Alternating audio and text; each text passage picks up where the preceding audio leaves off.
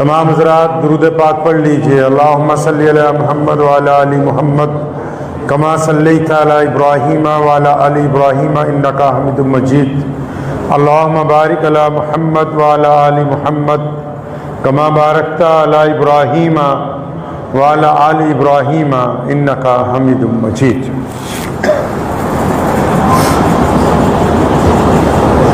ہزار جدت ترازیوں کے مزاج بدلا کرے زمانہ، مگر یقین رہے گا عامر مزاج باطل وہی پرانا. ہماری ذلت کی انتہا کیا، ہماری پستی کا کیا ٹھکانہ. گناہ تو پھر گناہ ٹھہرے، عبادتیں بھی مجرمانہ. اور عروج سے بہروبر نہ ہوگی کبھی حیات منافقانہ. زباں پہ اسلام کا وظیفہ مگر خیالات کافرانہ. اللہ کے پیارے نبی حضرت محمد رسول اللہ صلی اللہ تعالی علیہ وسلم کی ذات گرامی ارشاد فرماتے ہیں کہ جو دل نرمی سے محروم ہو گیا تو وہ کل خیر سے محروم ہو گیا ہے. حکم ہوا کہ اللہ کریم معاف کرنے کو پسند فرماتے ہیں، اور اللہ کو بندے بھی وہی پسند ہیں جو اللہ کی مخلوق کے ساتھ صلہ رحمی کا معاملہ رکھتے ہیں. اللہ کریم غفور الرحیم ہے اور اپنی مخلوق میں ان لوگوں سے زیادہ محبت کرتے ہیں جو اللہ کی مخلوق کے ساتھ صلہ رحمی کا معاملہ کرتے ہیں. ایک بہت ہی مشہور واقعہ حدیث میں آتا ہے کہ ایک عورت جس کا کردار اچھا نہیں تھا، وہ کہیں جا رہی تھی تو اس نے ایک کنویں کے ارد گرد ایک کتے کو چکر لگاتے ہوئے دیکھا جو سخت گرمی کی وجہ سے پانی پینا چاہتا ہے، لیکن وہاں پانی اس کو کوئی پلانے والا موجود نہیں ہے. عورت کو لوگ بری نگاہ سے دیکھتے ہیں کیونکہ وہ بازار میں رہتی ہے، لیکن یہاں جب اس نے ایک جانور کو پیاسے کی حالت میں دیکھا اور دیکھا کہ ڈول بھی نہیں ہے کنویں میں سے پانی نکالنے کے لیے، تو اس نے اپنے دوپٹے کے 2 ٹکڑے کر کے اس کی لمبائی کپڑے کی اضافہ کر کے اپنے جوتے کے ساتھ اس کنویں میں سے پانی کچھ نکالا اور اس جانور کو وہ پانی پلایا. اللہ کریم کو اس کا یہ عمل بے حد پسند آیا، جبکہ اس کا کردار اچھا نہیں ہے. کیونکہ یہ اللہ کریم نے جو کائنات بنائی اس کی فطرت میں ایک بات ہے، آسمان سے جب بارش ہوتی ہے اس میں آسمان کا کوئی فائدہ نہیں. زمین پر جب گھاس اگتا ہے اس میں زمین کا کوئی فائدہ نہیں. درخت پر جب پھل لگتے ہیں ان میں درخت کا کوئی فائدہ نہیں. یہ اللہ تعالیٰ کا نظام ہے. اللہ کریم نے جو چیزیں بنائی، اللہ تعالیٰ چاہتے ہیں کہ ان چیزوں سے دوسروں کو فائدہ پہنچے. اسی طرح انسان سے بھی اللہ کریم چاہتے ہیں کہ بندہ میرا ہو، مخلوق میری ہو، تو اس سے پھر دوسروں کو فائدہ پہنچے، یہ لوگوں کو فائدہ پہنچانے والا ہو، نقصان پہنچانے والا نہ ہو. امام غزالی رحمۃ اللہ علیہ بڑے مشہور محدث گزرے، مفسر گزرے، بہت بڑے عالم دین تھے.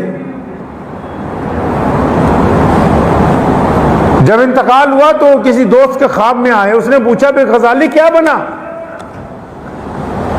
کہ آپ کے پاس تو بہت سی دولت تھی دنیا کے علاوہ دین کی، آپ نے بے شمار احادیث مرتب کی ہیں، قرآن پاک کی تفسیر لکھی، صبح سے لے کے شام تک لوگوں کو پڑھایا، قرآن پاک حفظ کروایا بچوں کو، غریبوں مسکینوں کو جا جا کے پڑھاتے تھے، گلی محلوں میں مسجدیں آباد کی۔ غزالی ساری زندگی تو تم نے سوائے دین کے کچھ کیا ہی نہیں، تو یہ اللہ تعالیٰ کو تیرا کون سا ایسا عمل ہے جو سب سے زیادہ پسند آیا؟ تو امام غزالی نے ان کو کہا کہ یار جو سب سے زیادہ اللہ کریم کو عمل میرا پسند آیا نا، وہ یہ ہے کہ میں ایک دن بیٹھا ہوا تفسیر لکھ رہا تھا، تو قلم کو دوات میں سے جب بھگو کے واپس لکھتا تھا، تو ایک دفعہ جب میں نے قلم کو سیاہی میں ڈبو کے نکال کے جب کاغذ پہ رکھا، تو سیاہی کا جو بلبلہ پانی کا بنا ہوا ہوتا ہے، تو اس پہ ایک مکھی آ کے بیٹھ گئی۔ تو فرماتے ہیں کہ میں نے پھر اس مکھی کو اڑایا نہیں، گرمی کے دن تھے، یہ صاف محسوس ہو رہا تھا کہ یہ پیاسی ہے اور یہ پانی، سیاہی کا پانی، یہ پینا چاہتی ہے۔ تو اس مکھی نے پیٹ بھر کے وہ پانی پیا، اور جب وہ اڑ گئی تو پھر دوبارہ انہوں نے قلم بھر کے اپنا کام شروع کیا۔ تو فرماتے ہیں کہ اللہ کریم کو یہ والا جو عمل ہے، کیونکہ مجھ سے پوچھا کہ غزالی یہ بتا کہ وہ جب تو نے قلم روک لیا تھا اور مکھی اس قلم پہ بیٹھی ہوئی تھی، تو مکھی کے اس پانی پینے سے تمہیں کوئی فائدہ ہونے والا نہیں تھا، نہ اس مکھی نے تمہاری کوئی تعریف کرنی تھی، نہ اس مکھی سے تمہیں کوئی فائدہ پہنچنے والا تھا، نہ وہ لوگوں کو جا کے بتا سکتی تھی، تو تجھے کس بات نے مجبور کیا کہ تم نے اس مکھی کو اڑایا نہیں اور اس کو وہ سیاہی کا پانی پینے دیا؟ کس بات نے مجبور کیا؟ فرماتے ہیں میں نے اپنے رب سے کہا الہی، جب وہ پانی پی رہی تھی گرمی کی وجہ سے سیاہی کا قلم کے اوپر لگا ہوا، تو میرے دل میں یہ بات آئی کہ یہ تیرے اللہ کی مخلوق ہے، تیرے رب کی مخلوق ہے، یا اللہ آپ کی محبت نے، آپ کی تخلیق نے مجھے اس بات پر مجبور کیا کہ اپنا قلم روک کے رکھوں۔ فرمایا اچھا پھر یہ کیسے ہو سکتا ہے کہ کوئی بندہ، کوئی عورت، کوئی مرد میری مخلوق کے ساتھ رحم کا معاملہ کرے اور پھر میں اس کے ساتھ رحم کا معاملہ نہ کروں؟ اللہ کریم چاہتے ہیں کہ بندہ اللہ کی مخلوق کے ساتھ، آج کتنے لوگ ایسے ہیں جو مخلوق کے ساتھ رحم کا معاملہ کرتے ہیں، لیکن انہوں نے رحم کا معیار خود طے کر رکھا ہے۔ بہت سارے لوگ ہیں گھروں میں انہوں نے بلیاں پالی ہوئی ہیں، گھروں میں کتے پالے ہوئے ہیں، ان پر ہزاروں روپیہ خرچ کرتے ہیں، لیکن اسی گھر میں رہنے والے ماں باپ پریشان ہیں، ان کو پوچھتے نہیں۔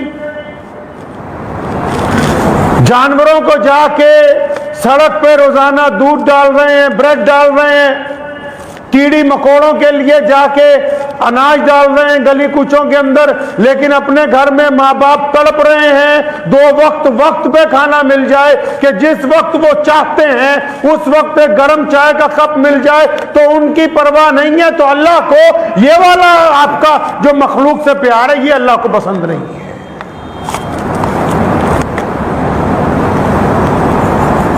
جا کے جانوروں کی مرہم پٹی کر رہے ہیں، ٹھیک ہے وہ کرنی چاہیے، لیکن آپ کے پڑوس میں جو رہتا ہے، آپ کو پتہ ہے پیارے محمد رسول اللہ صلی اللہ تعالی علیہ وسلم نے جس روز ارشاد فرمایا وہ ایمان والا ہو ہی نہیں سکتا، جب پہلی مرتبہ فرمایا تمام صحابہ اکرام رضی اللہ تعالی اجمعین الرٹ ہو گئے کہ کس کی بات کرنے لگے۔ دوسری دفعہ نبی علیہ السلام نے پھر فرمایا خدا کی قسم وہ بندہ مسلمان نہیں، وہ بندہ ایمان والا نہیں، وہ بندہ اچھا نہیں ہے۔ صحابہ کرام رضی اللہ تعالی اجمعین کے چہرے پہ فکر کے آثار نازل ہوئے، پریشانی کے، کہ پتہ نہیں کس کی بات ہوگی، کس کا نام لیا جائے گا، کس کو کہہ دیں گے، ابھی تک اظہار نہیں ہوا۔ تیسری دفعہ نبی علیہ الصلوۃ والسلام نے پھر ارشاد فرمایا کہ وہ بندہ ایمان والا نہیں ہے۔ سارا مجمع گھبرا گیا. کسی نے ہمت کر کے پوچھا بڑی آہستہ آواز میں, یا رسول اللہ کون بندہ ایمان والا نہیں ہے؟ فرمایا ہاں وہ ایمان والا نہیں ہے جس کا پڑوسی اس کے بدماشی کی وجہ سے, غنڈہ گردی کی وجہ سے تنگ ہوتا ہو اس سے. ہم تو اس کو گناہ ہی نہیں سمجھتے. آپ اندازہ لگائیں, ہم اس گناہ کو گناہ ہی نہیں سمجھتے. 5 وقت کے نمازی پڑوسیوں پر ظالم ہیں, اچھے داڑھی رکھنے والے دیندار بننے والے پڑوسیوں کے لیے ظالم ہیں, اچھے متقی پرہیزگار پڑوسیوں پر ظالم ہیں, لوگوں کو صدقہ خیرات کرنے والے پڑوسیوں پر ظالم ہیں. محمد رسول اللہ صلی اللہ علیہ وسلم نے کیا معیار طے کیا مخلوق سے پیار کا, کہ آپ پڑوسیوں کے ساتھ آپ کا کیا معاملہ ہے جو آپ کے قریب میں رہتے ہیں اور قربان جائیں پیارے محمد علیہ السلام کی ذات اقدس پر کہ بات میں دنیا کی تمام برائیوں کی رگیں کاٹ کے رکھ دی. یہ نہیں کہا کہ پڑوسی مسلمان ہوگا تو پھر تمہیں پہ یہ عذاب ہو سکتا ہے, صرف لفظ پڑوسی کا نام لیا تاکہ پوری دنیا کے انسانوں کو اور بالخصوص مسلمانوں کو یہ سمجھا دیا جائے کہ تم اگر اپنے پڑوسی سے ظالمانہ رویہ اختیار کرو گے, خواہ تمہارا پڑوسی کسی بھی مذہب سے تعلق رکھتا ہو, تو تم ظالموں میں گنے جاؤ گے, انصاف پسند لوگوں میں نہیں. اس بات کو آپ بہانہ نہیں بنا سکتے کہ ہمارا پڑوسی مسلمان نہیں ہے, ہمارا پڑوسی ہماری برادری کا نہیں ہے. پڑوسی صرف پڑوسی ہے. آپ نے کیا اختیار کیا؟ اسلام کہتا ہے معیار اللہ نے طے کیا ہے. مخلوق سے رحم کا معیار اللہ کریم نے طے کیا. اللہ کریم اپنے آپ کو غفور الرحیم بتاتے ہیں. معیار صرف یہ نہیں ہے کہ چند لوگوں سے محبت کی جائے, چند سے نفرت کی جائے. معیار صرف یہ نہیں ہے کہ اپنوں کو بھرپیٹ کھلایا جائے, دوسروں کی طرف نظر نہ کی جائے. معیار صرف یہ نہیں ہے کہ امیر ذاتوں کے ساتھ تمیز سے بات کی جائے, غریب کے ساتھ چہرے پہ بات کرتے ہوئے تمہارا رنگ بدل جائے. یہ معیار نہیں ہے اسلام کے اندر, اس کو معیار نہیں کہا. اسلام نے جو برابری کا نظام پیش کیا کائنات کے سامنے, وہ یہ نہیں کہ 10 آدمی کھڑے ہیں اور آپ کے پاس ساز و سامان ہے کچھ بانٹنے کا. یہ نہیں کہ 10 کو ہم برابر دیں گے. سنیں اسلام کا نظام, آپ کے پاس 10 لوگ موجود ہیں, حاجت روا ہیں, یہ نہیں کہ ہم 10 کو برابر دیں گے. نہیں, اسلام یہ کہتا ہے جو سب سے زیادہ کمزور ہے اس کو زیادہ دیں گے, جو زیادہ پچھڑا ہوا اس کو زیادہ اوپر اٹھائیں گے, جو زیادہ بیمار ہے اس کی زیادہ توجہ کی جائے گی, جس پر زیادہ ظلم ہوا اس پر زیادہ محبت نچھاور کی جائے گی. یہ کیسے ہو سکتا ہے کہ اسلام کے مطابق کہ 10 کو برابر نہیں, جو پہلے سے موجود طاقتور ہیں, صحیح ہیں, درست ہیں, ان کے ساتھ محبت کا اظہار تو کیا جا سکتا ہے, لیکن جب مدد کی جائے گی تو پہلے ان کی جائے گی جو معاشرے میں زیادہ نیچے چلے گئے, تاکہ ان کو دوسروں کے برابر لا کے کھڑا کیا جا سکے.